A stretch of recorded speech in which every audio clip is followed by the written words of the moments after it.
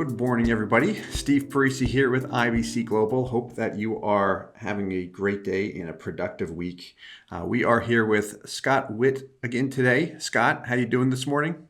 I'm doing great, Steve. How about yourself? Good, good. Been a crazy but productive week, but it's like, man, it doesn't end, but I love it. So I don't want to complain. Well, as always, thank you so much for your time. I really appreciate you making time to talk about life insurance topics and such, as I really appreciate your insight more than anyone else's. And just to us talking, going back and forth a little bit, you had some good ideas as far as a topic to discuss, which I love going into, which is the whole idea of, or the whole topic of non-direct and direct recognition with all the information out there.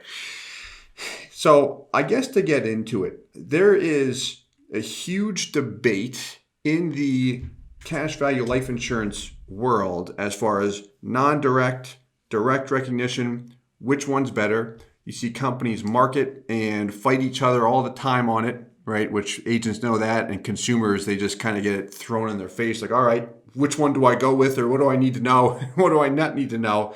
So I guess to begin, because I've got a couple questions here I want to ask you, but an overview. If I just asked you, hey, Scott, like if I were to say non-direct versus direct recognition, does it really matter? Do you have an opinion on one? Like, what's your overall thought? If I were a potential prospect of yours, someone looking at a policy, and I asked you, hey, I'm being presented direct and non-direct recognition, Scott, what's your opinion?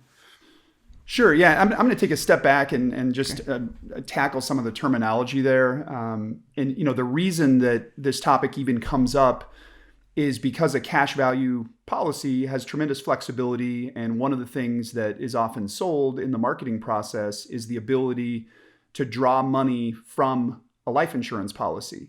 And traditionally, I'd say until the last maybe 5 to 10 years, the conventional wisdom was that you would withdraw up to your cost basis, and then at that point, you would start taking policy loans. And because the way the tax code is set up, as long as your policy is not a modified endowment contract, that combination of withdrawals up to cost basis and then policy loans thereafter would enable you to escape income taxation entirely. And then the trick is just to make sure that a shell of the policy still remains in place at the time of the insured's death. And as long as that happens, all of the gains that the policy had along the way are essentially wiped away, and everything has been income tax-free on the policy, and potentially estate tax-free depending on the ownership. So the ability to access cash on a tax advantage basis is a huge benefit of cash value life insurance. And it really affords the policyholder the flexibility to turn the dial between a death benefit product or a living benefit product. And they don't need to make that decision until later in life. And so they may be going along their entire lives feeling like this is a death benefit vehicle, but then something comes up later in life, whether it's a long-term care episode or something unanticipated, and they may turn that dial from being a death benefit to being a living benefit. And of course, the money that they take out is lessening the amount of death benefit that is going to be passed on to their beneficiaries. But it does provide tremendous flexibility. And I know you can speak to that as well, that the power of cash value as part of a life insurance vehicle. Yeah, 100%. And what you just mentioned, kind of that traditional mindset where individuals would pay into a policy and then distribute it in the most effective manner to keep it tax-free, get the best bang for your buck from cash value, have a shell of a policy left over via death benefit to be passed on after the fact. That, where we still see that practiced heavily today, some individuals, they often want to be more creative with the cash value life insurance as well, or they have a little bit different mindset than what I saw 10 years ago when I got into the industry. But corporations, like when we set up policies for a corporation, whether it's a SERP, non-qualified, typically with traditional whole life insurance products, that's exactly what they do. They fund a policy for however many years, whether it's 7 years till age 65 on certain executives, and then they draw the income out, in their whole retention strategy for their executives, but they're doing that exact thing, and they've done it for forever. Yeah, and I think then that leads into understanding the borrowing from a life insurance company's perspective. So if you are a policyholder and you decide that you want to access the cash in your policy and you've come to the point where you're going to borrow, when you tell the insurance company that you want to borrow funds, they're going to send them to you. But in essence, that is now an investment for the insurance company. Instead of that portion of your cash value being invested in their general account in a combination of bonds and equities and other instruments, they are now essentially investing in you in that policy loan, and their investment return is going to be whatever the policy loan rate is that they're charging you. And there's probably some little spread internally, but let's say you have a 5% policy loan and you borrow a bunch of money on your policy. The insurance company is now effectively earning a 5% rate of return on your policy. And that may be good. That's not bad in today's economic environment. But if we were back in the 80s and 90s, the company earning 5% on your policy loan would be a huge sacrifice, and they would be liquidating and giving up on higher opportunity cost vehicles to give you that money. So think back to late 70s, early 80s. The interest rate environment is double digits, and the concept of direct recognition or non-direct recognition didn't exist back then. And so what you suddenly had was a run on cash value life insurance with life insurance companies where policyholders borrowed from their life insurance policy at a fixed loan rate, turned right back around and put that money in a money market in a bank, earning a double-digit rate of return, and still were able to collect a double-digit dividend interest rate from the life insurance company, most of which were enjoying historically high crediting rates at that time. So it created an arbitrage situation where the policyholders were essentially borrowing with no risk and turning around and earning a positive spread. And it created lots of problems for life insurance companies. It was a negative cash outflow for them, but it wreaked havoc with their investment portfolios, forced them into liquidating positions at a loss, prevented them from reinvesting money in high interest rate vehicles. And so a lot of companies went through update or upgrade programs where they tried to get policyholders to switch to now this concept of direct recognition. If you, we will update the terms of your policy and give you something favorable, maybe stronger guarantees or some kind of carrot if you will accept the direct recognition amendment to your policy. And the concept of direct recognition is that if you borrow from your policy, we are going to credit you an interest rate on the borrowed portion of your cash value, a rate that is commensurate with that policy loan rate. It might be identical, or more likely there might be some sort of a spread. So if I go back to that example, if you borrowed at 5%, regardless of what the dividend interest rate was for the company, they would credit you somewhere between 4.5, let's say, and 5% on the borrowed portion of your cash value. And at the time, and I think many people continue to believe this, it is a very equitable way of handling borrowing activity. Those who borrow receive a dividend interest rate that is commensurate with the investment return that the company is able to get on the borrowed funds. Those who don't borrow are unaffected. So the overall dividend interest rate of the company, you could say, is relatively unaffected by borrowing activity. And everybody is treated fairly in, regardless of what camp they're in. Yeah. Non-direct recognition, which is what existed prior to direct recognition being introduced. Nobody knew to call it that until direct recognition was introduced. But non-direct recognition policies credit the same dividend interest rate on both borrowed and unborrowed cash value. So when you look at an illustration on a non-direct recognition policy, the gross values are unaffected by borrowing activity.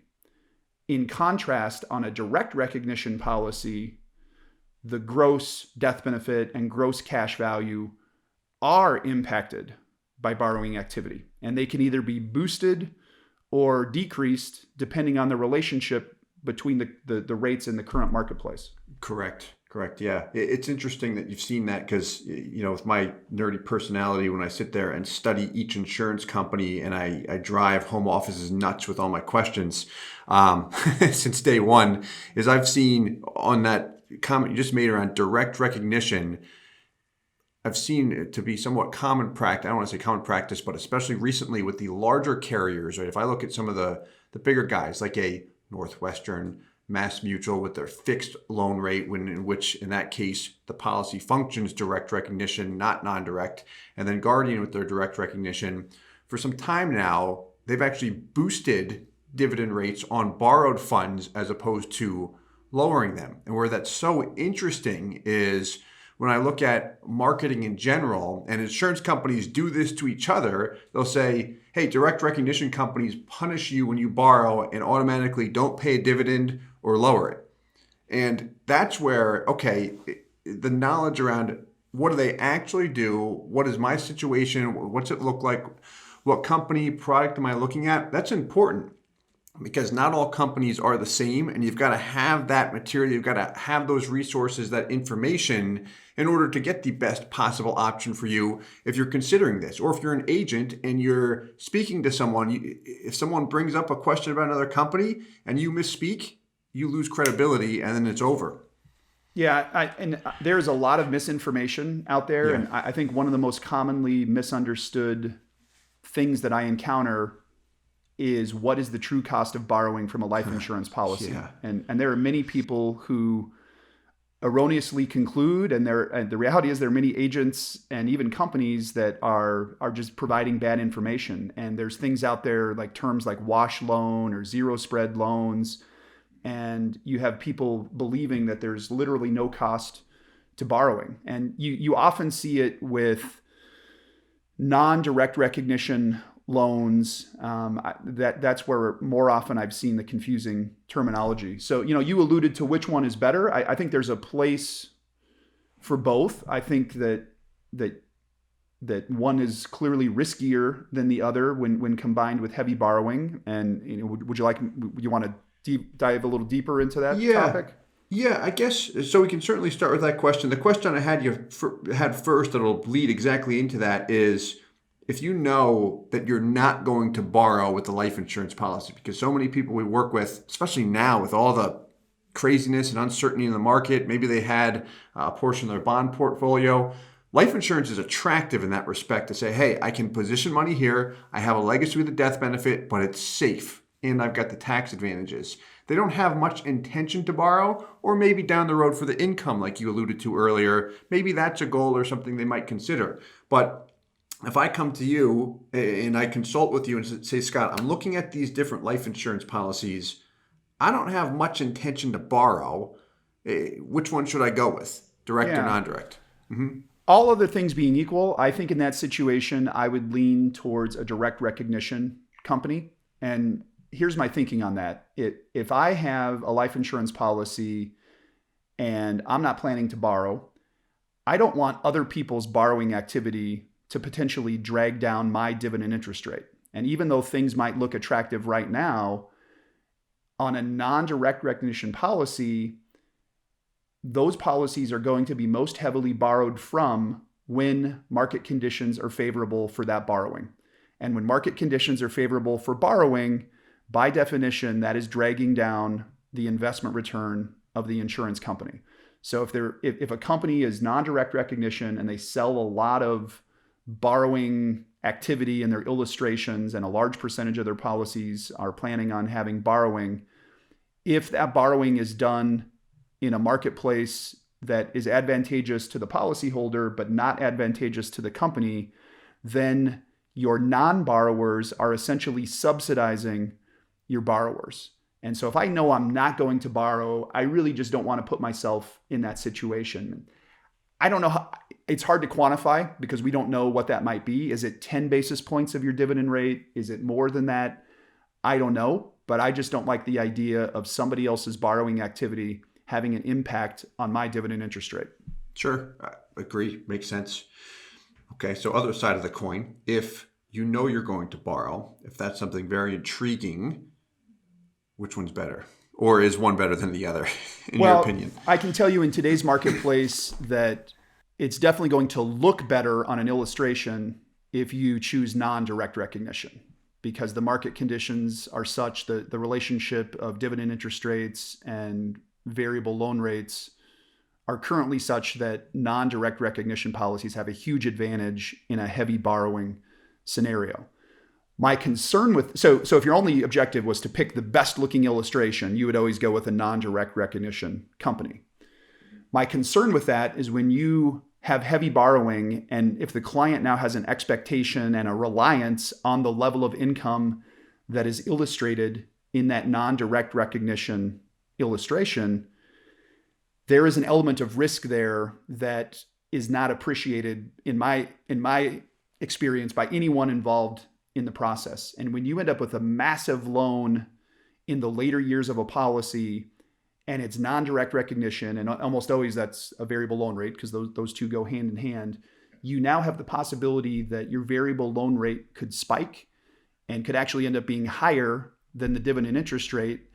And now you could have a massive problem. You could get into what they call a surrender squeeze, where you're basically going to have to come up with a bunch of cash to service the loan and keep the policy in force. Or if you let the policy lapse, you're going to have a phantom taxable gain, even though you have no cash left in the policy. And the way the accounting works, you're getting taxed on all the loan, the accrued loan interest. It's a really bad situation. And so when I have a client that has a non-direct recognition policy and a really aggressive illustration, I insist that they also get a direct recognition type illustration or something a little bit more prudent that doesn't rely on this permanent arbitrage relationship between the borrowing rate and the dividend rate, and then take note of how far of a drop there is in the illustrated distributed income. And so at least that client has an idea of just how crazy the volatility is on the back end of a policy. And when you use compound interest and you assume that this leverage is going to last, forever, if that leverage goes away, then the situation can be dramatically different. And we're not talking about a difference of, your $100,000 income is now $95,000. I mean, it can be your $100,000 income is now $38,000 or something like that. It can be dramatically different.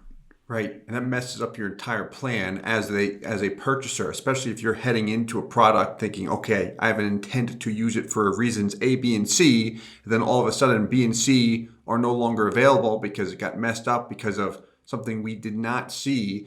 Often when I talk to individuals, and how I look at it as well, is the things that we need to be more aware of as an agent, so I'll train my agents on this, and also a consumer if we're doing research, are the elements that are outside of our control on the consumer side and also the agent, which is the insurance company, like what you mentioned with that variable loan rate. I always go into that when I look at universal life policies because you've got more elements outside of your control, but those things that you cannot control. You can have the absolute best intention to try and put the client in the absolute best position, but if things happen that, hey, I can't do anything about it. Like that tidal wave's coming, like I can't just put a wall up to stop it. It's gonna wipe me out.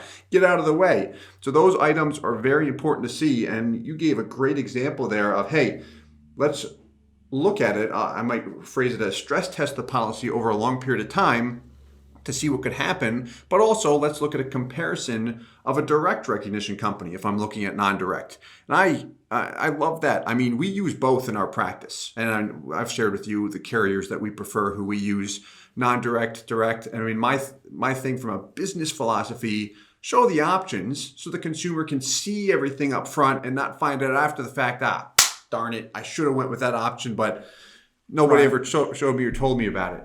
I do think, just to finish answering the question that you did ask, I do think that there is a slight advantage on an expected basis for a non-direct recognition company on a heavily borrowed policy. Now, that's assuming that you're going, as a policyholder, you're going to borrow when it's advantageous to do so. And if ever the market conditions flipped, you would not borrow. So if you did get in a situation where policy loans spiked and the dividend interest rate was lower, that you wouldn't proceed with your heavy borrowing. Now, that may not be an option. If you're relying on your policy to generate income, you may not have the option to just suddenly shut off borrowing. That said, I think you take all things into account. I do think the logical, counter argument to what I just said on if you know you're not borrowing, if you know you are borrowing, I do think that there is a slight advantage to a non-direct recognition policy. But what I would caution heavily against is that there is a massive increase in the amount of risk that is present in a heavily borrowed non-direct recognition policy. A massively borrowed direct recognition policy inherently has a lot of stability, because think of it this way: if 90% of your cash value is borrowed out in the form of a policy loan, you know what your dividend rate is going to be on almost all of your cash value. It's going to be your loan rate minus some tiny spread that the insurance company takes. So when you look at an illustration, there's almost no volatility on the interest rate side of that. And so if you're planning to take out every last dollar of your policy right before you die, you can be much more aggressive in your planning for distributions from a direct recognition policy, because there's not some negative surprise potentially waiting for you on the back end. If you have a non-direct recognition policy, yeah, you can run an illustration that shows those distributions coming out, but are you really going to want to be teetering on the precipice when you're 90 years old and potentially facing a surrender squeeze and maybe not having the mental faculties to even recognize the precarious position that you're in? So right.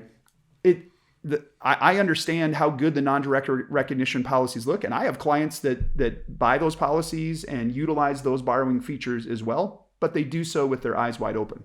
That's the key right there, just being aware of it. And so you don't have that unseen surprise. All of a sudden it just hits you, comes out, punches you in the face out of nowhere. And now, great, now what am I going to do, because it's too late to make a correction? And that's where really I think your value just shines, because you can help people see that up front. And I'll say, for our practice, we try and do that, but it's a completely different relationship where, like, how I drive my business is through policy sales. So even though I'll say to a client, hey, our intention is to do the absolute best job for you, show you everything, I try and flip it. If I'm the consumer, okay, thanks, Steve, but still you've got a monetary value there. You make a commission off of that. You drive your business.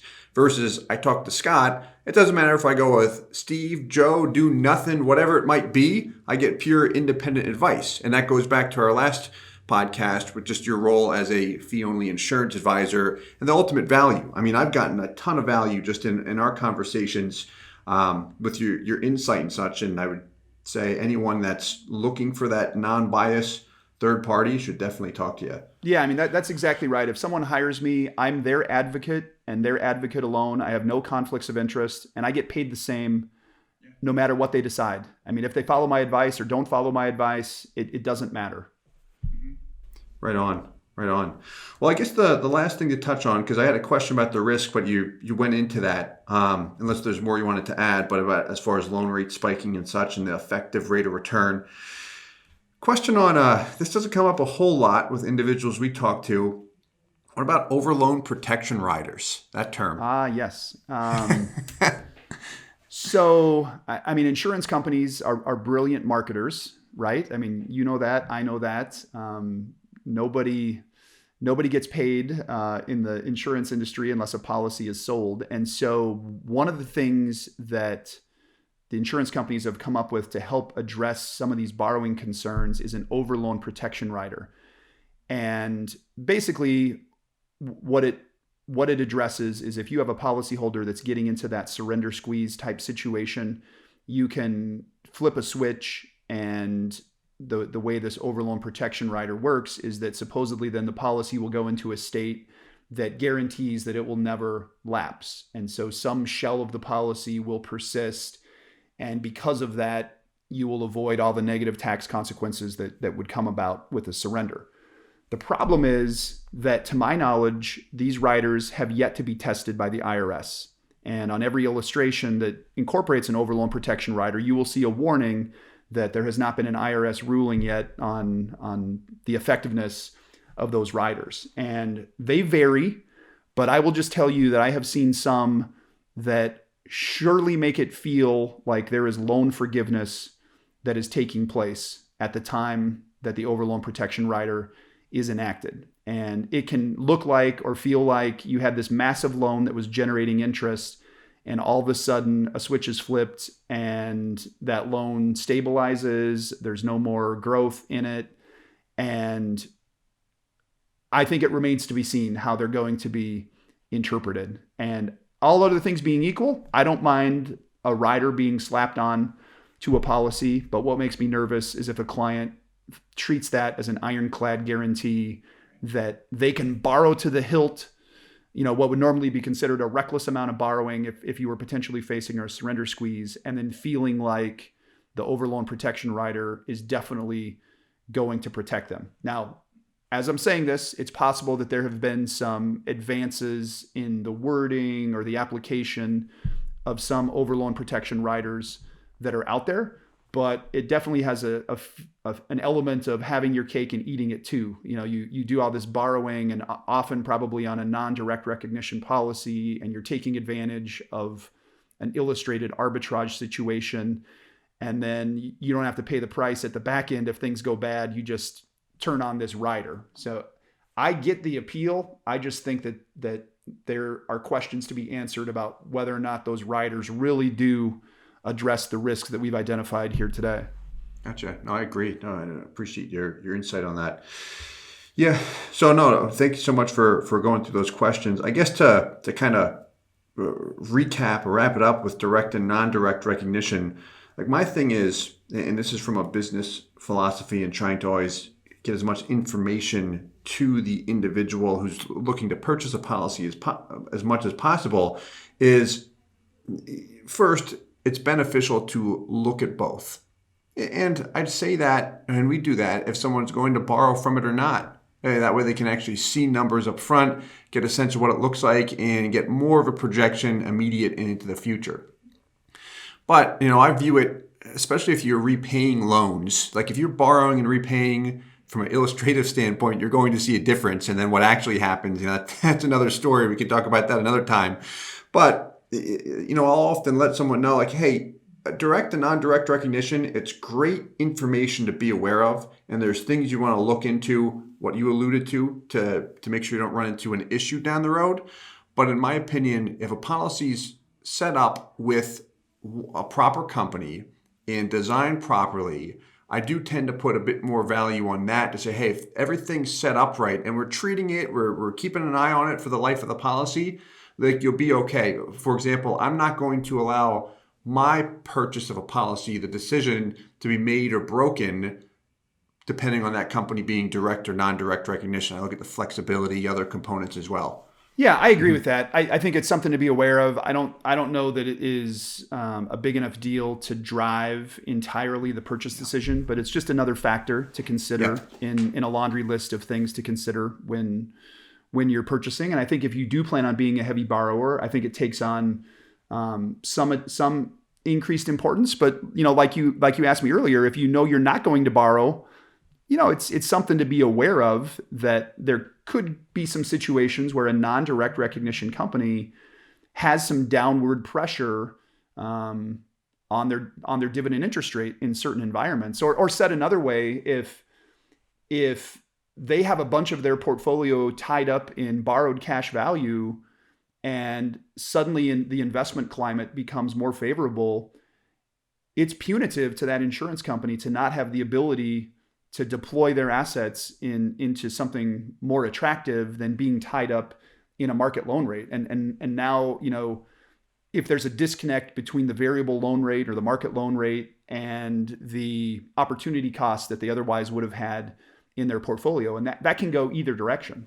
Yeah, that's a great point. And that's something I've studied quite a bit just when with a limited insight. A vital signs report gives you, when you look at their actual loan portfolio, different carriers and such, it's so interesting to me when you see some companies are very aggressive and will have policy loans, upwards of 15%, a little bit north.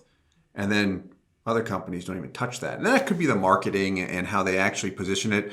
But it's interesting to me when you mention that piece. I do think we'll see a dichotomy there. I think 30, 40 years down the road, as these strategies get fleshed out, I think we will see a difference in the amount of cash value that is borrowed out from one company to another. And I think some companies will have the feel of a more heavily borrowed company, and some, probably the direct recognition companies will not have the same degree of borrowing. And the borrowing on those policies will probably be similar 30 or 40 years from now as they are today. But I think the non-direct recognition companies, I think over time, logic would seem to dictate that you're going to see more and more of the cash value borrowed, particularly if we remain in an environment where the dividend interest rate is higher than the variable loan rate.